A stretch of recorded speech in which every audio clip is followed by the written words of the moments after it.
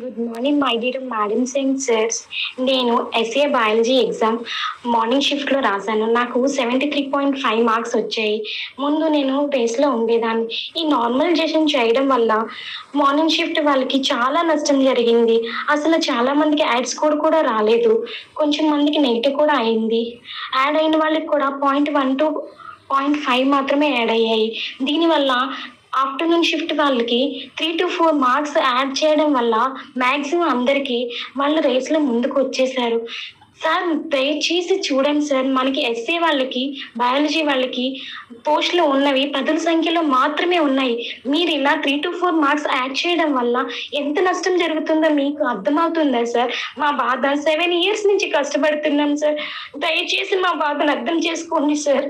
రేస్లో ఇన్ని highest marks తెచ్చుకొని కూడా ఓడిపోతే ఆ బాధ ఎలా ఉంటుంది మీరు దయచేసి అర్థం చేసుకోండి. మార్నింగ్ షిఫ్ట్ వాళ్ళందరూ దయచేసి రెస్పాండ్ అవ్వండి ప్లీజ్.